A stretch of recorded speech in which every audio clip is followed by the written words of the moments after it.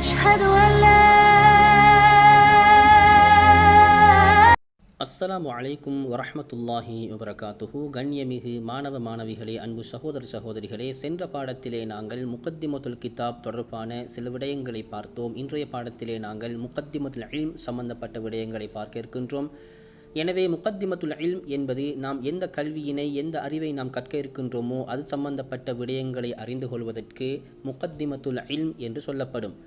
இதைத்தான் அபுல் இர்ஃபான் முஹம்மது பின் அலி அஸ்ஸிப்பான் ரஹிமஹுமுல்லா அவர்கள் 10 அடிப்படை அம்சங்கள் என்று தன்னுடைய கிதாபாகிய ஹாஷியத்து சிப்பான் அலா ஷர்ஹில் அஸ்மூனி என்ற கிதாபில் கவிதை வடிவிலே 10 விடயங்களை குறிப்பிடுகிறார்கள். அந்த கவிதை வடிவு இவ்வாறு அமைந்திருக்கிறது. இன்ன மபாதி அகுல்லி ஃபன்னின் அஷரா அல் ஹத்து வல் மௌலூஉ சும்ம ஸமரா வ நிஸ்பத்துன் வ ஃபضலுஹு வல் வாலிஅ் வல் இஸ்முல் இஸ்திம்தாது ஹுக்மு ஷாரிஅ் மசாயிலுன் வல் பஅது பில் பஅது இக்தஃபா வமன் தரல் ஜமீஅ ஹாத ஷரஃபா என்று தன்னுடைய கவிதையடியை முடிக்கிறார்கள். இதில் வரக்கூடிய 10 அடிப்படை அம்சங்களை இப்போது நாங்கள் பார்க்கலாம். முதலாவதாக அல் ஹத், இதற்கு தஅரீஃப் என்று சொல்வார்கள், வரைவிலக்கணம்.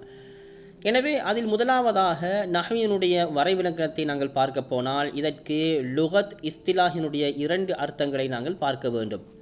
பொதுப்படையாக நாங்கள் கற்குகின்ற பொழுது அதனுடைய தஅரீஃபை பார்க்குகின்ற பொழுது ஃபிக்ஹுடைய விடயமாக இருந்தாலும் சரி, தஃப்சீருடைய விடயமாக இருந்தாலும் சரி, நஹு சர்ஃப் சம்பந்தப்பட்ட விடயமாக இருந்தாலும் சரி, லுகத் இஸ்திலாஹத் என்று 2 கருத்துக்களை முன்வைப்பார்கள். நஹு என்பதற்கு லுகத்துடைய அர்த்தத்தை நாங்கள் பார்க்க போனால் 7 அர்த்தங்களை இந்த நஹு என்ற சொல் உள்ளடக்கியதாக இருக்கிறது. 1 அல் கஸ்த், 2 அல் மிஸ்ல், 3 அல் மிக்தார், 4 அந்நாஹியா அல்லது ஜிஹத், 5 அந்நௌ, 6 அல் பஅத், 7 அல் ஹருஃப். இப்படியாக 7 அர்த்தங்களை உள்ளடக்கியதாக இந்த நஹு என்ற சொல் லுகத்துடைய அடிப்படை கருத்துக்களை உள்ளடக்கியதாக இருக்கிறது. இஸ்திலாஹினுடைய கருத்தை நாங்கள் பார்க்க போனால், அதாவது ஃபிஸ்திலாஹி நஹ்வியின், நஹ்வியின்களினுடைய கருத்துப்படி நஹு என்பதற்கு அவர்கள் ஒரு வரைவிலக்கணத்தை கொண்டு வருவார்கள். எனவே நாங்கள் மேற்கூறிய அந்த 7 கருத்தங்களும் லுகத்தினுடைய அடிப்படை கருத்துக்களை உள்ளடக்கியதாக இருக்கிறது. இதை ஒரே பைத் வடிவிலே கொண்டு வந்துள்ளார்கள். லின்னஹ்வி சபஉ மஆனின் கத் அத்தத் லுகத்தன் ஜமஅத்துஹா ضمن பைத் முஃப்ரதின் கமுலா கஸ்துன் வ மிஸ்லுன் வ மிக்தாருன் வ நாஹியா நௌஉன் வ பஅதுன் வ ஹர்ஃபுன் ஃபஹ்ஃபல் மஸலா என்று ஒரே கவிதை வடிவில் இந்த 7 கருத்துக்களை உள்ளடக்கக்கூடிய சொற்களை சுற்றிக்காட்டி உள்ளார்கள். அடுத்ததாக நாங்கள் நஹு என்ற சொல்லுக்கு இஸ்திலாஹினுடைய அர்த்தத்தை பார்க்க போனால் நஹ்வியின்கள் கொடுக்கக்கூடிய அர்த்தம் ஹுவ இல்முன் பி உசூலின் யுரஃபு பிஹா அஹ்வாலு அவாஹிரில் கலிமி இராபன் வ பினாஅன். அதாவது ஒரு கலிமா, ஒரு சொல்லினுடைய கடைசி நிலைமை எவ்வாறு வரும் என்கிறதை அறிதல் நஹு எனப்படுகிறது.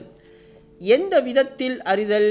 இராபன் வ பினாஅன், அந்த சொல் முஅரபாக இருக்கிறதா அல்லது மபினியாக இருக்கிறதா?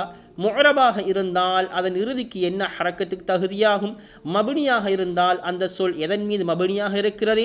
இவ்வாறு அஹ்வாலு அவாஹிரில் கலிமி, ஒரு கலிமாக்களினுடைய கடைசி நிலைமைகளை அறிவதுதான் நஹு என்று சொல்கிறார்கள்.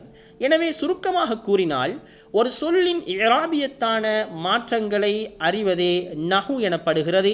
இந்த இராபியத்தான மாற்றங்கள் ஒரு சொல்லினுடைய கடைசி எழுத்தில் நிகழும் என்பதை நாங்கள் கருத்தில் கொள்ள வேண்டும். இந்த இடத்துல நாங்கள் பார்க்க இருக்கிறது அல் மபாதிஉல் அஸ்ரில் இரண்டாவதாக அல் மௌது. இந்த நஹ்வினுடைய மௌது ஆக வருகிறது அல் கலிமாத்துல் அரபியா, அரபு கலிமாக்கள் இதனுடைய மௌதுஆக உள்ளடக்கங்களாக இருக்கிறது. இந்த கலிமாக்கள் எதை சார்ந்ததாக? மின் ஹைசுல் இராபி வல் பினா, அந்த கலிமாக்கள் முஅரபுக்குரியதா அல்லது பினாவுக்குரியதா? முஅரபாக இருந்தால் அந்த சொல் எந்த இராபுக்கு அந்த இடத்தில் தகுதியாக போகிறது? பினாவாக இருந்தால் அந்த கலிமா, அந்த சொல் எதன் மீது மபினியாக்கப்பட்டிருக்கிறது என்கிற விடயத்தை அறிவதுதான் இந்த இடத்திலே இதனுடைய மௌதுஆக இருக்கிறது. அதற்கு அடுத்ததாக இந்த மபாதிஉல் அஸ்ரில் அடுத்த விடயமாக வருகிறது அஸ்ஸமரா, அதாவது அல் ஃபாயிதா என்ற அர்த்தம். இதனுடைய பிரயோசனம் என்னவென்று பார்த்தால் சவுனுல் லிசான் அனில் ஹதஇ ஃபி கலாமில் அரபி வல் கிதாபா, எங்களுடைய நாவை அரபு பேசுகின்ற நேரத்தில் அரபு உரையாடல்களில் எங்களுடைய நாவுகள் புரளுகின்ற நேரத்தில் தவறுகளை விட்டு பாதுகாக்கவும், அதே நேரத்தில் அரபு எழுதுகின்ற பொழுது தவறு வராமல் பாதுகாப்பவும் இந்த நஹ்வுடைய விடயம் எங்களுக்கு பலனளிக்கிறது. அடுத்ததாக வஃபஹ்முல் குர்ஆனில் கரீம், குர்ஆனுடைய விடயங்களை அறிந்து கொள்வது, ஹதீஸின் நபவி ஸல்லல்லாஹு அலைஹி வஸல்லம், ரசூல் ஸல்லல்லாஹு அலைஹி வஸல்லம் அவருடைய ஹதீஸுகளை விளங்குவதற்கு இந்த நஹு மிக மிக அவசிய ஒன்றாக அதனுடைய பிரயோஜனத்தை எங்களுக்கு தந்து கொண்டிருக்கிறது. அத்துடன் அதனை தொடர்ந்து நிஸ்பத், இது எதனுடன் சேர்கிறது என்று பார்க்க போனால் ஹுவ மினல் உலூமில் அரபியா அஷ்ஷரஇய்யா, அதாவது மார்க்கத்துடன் சம்பந்தப்பட்ட அரபு சார்ந்த அறிவுகளுடன் சேர்ந்ததாக இந்த அறிவு இருக்கிறது. அதனைத் தொடர்ந்து அடுத்தது வருகிறது அல் ஃபதுல், இதனுடைய சிறப்பு என்னவென்று பார்க்க போனால் மின் அஜல்லில் உலூமில் அரபியா, அரபுசார் அறிவுகளில் மிகவும் கண்ணியமான ஒரு சிறந்த அறிவாக இந்த நஹு திகழ்கிறது. அது மட்டுமல்லாமல் அஸ்லுல் உலூம் அறிவுகளுக்கு அடிப்படை அறிவாக இதுதான் இருக்கிறது. அதனால் தான் இமாம் சுயூத்தி ரஹ்மத்துல்லாஹி அலைஹி அவர்கள் சொன்னார்கள், இன்னல் உலூம குல்லஹா முஃப்தகிரத்துன் இலன் நஹ்வி, நிச்சயமாக அனைத்து அறிவுகளும் இந்த நஹ்வின் பக்கம் தேவை காணுகிறது.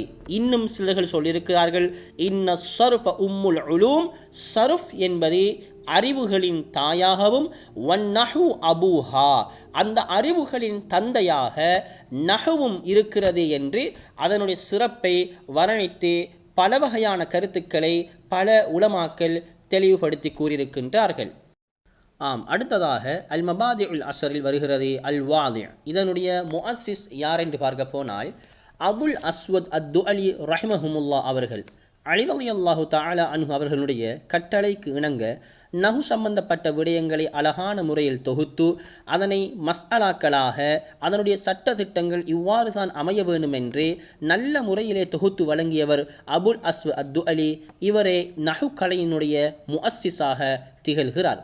அடுத்ததாக இந்த நஹவுக்குரிய அல் இஸ்ம் பார்க்க போனால் இதற்கு 3 பெயர்களை கொண்டு இந்த நஹுவை அழைக்கிறார்கள். ஒன்று இல்முல் இஅராப், 2 இல்முல் அரபியா, 3 இல்முன் நஹு. இந்த 3 பெயர்களை கொண்டும் இந்த நஹு என்ற கலை அழைக்கப்படுகிறது.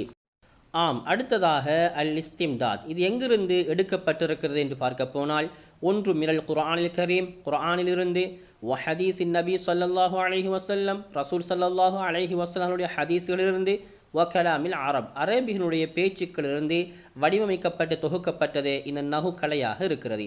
அடுத்ததாக இந்த நஹுவை கற்பதனுடைய ஹுக்கும் என்னவென்று பார்க்க போனால் பொதுப்படையாக பார்த்தால் நஹுவை கற்பது ஃபர்து கிஃபாயாவாகவும், யார் குர்ஆன் ஹதீஸை விளங்க வேண்டும், குர்ஆன் ஹதீஸ் மூலமாக மார்க்க விடயங்களை தெளிவுபடுத்த வேண்டும், இஜ்திஹாத் பண்ண வேண்டும், இப்படியான விடயங்களில் யார் ஈடுபட விரும்புகின்றார்களோ அவர்களுக்கு ஃபர்து ஐனாகவும் இந்த நஹுவை கற்பது சட்டமாக திகழ்கிறது. அதனைத் தொடர்ந்து இறுதியாக இதில் வருகிறது அல் மசாயில், நஹுவிலே எந்த மசாயில்கள் பேசப்பட போகிறது என்று பார்க்க போனால் கவாயிதுல் இஅராபி மினல் மர்ஃபூஆத் வல் மன்சூபாத் வ கைரிஹா, இதிலே பேசப்படுகின்ற மசாயில்களாக இஅராபினுடைய சட்ட திட்டங்கள் பேசப்படுகிறது.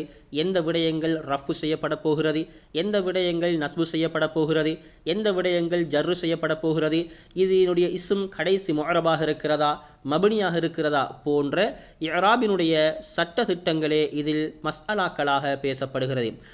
இவ்வளவு நேரமும் இதில் நாங்கள் முகத்திமத்துல் இல்மோடு சம்பந்தப்பட்ட 10 அடிப்படை அம்சங்களை உள்ளடக்கிய அல் மபாதிஉல் அஸ்ரை நாங்கள் பார்த்தோம்.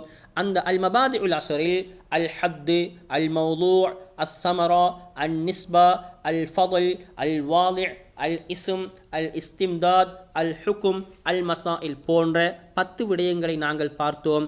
இன்ஷா அல்லாஹ் மீண்டும் அடுத்த பாடத்தில் சந்திக்கும் வரை உங்களிடமிருந்து விடைபெறுகிறேன்.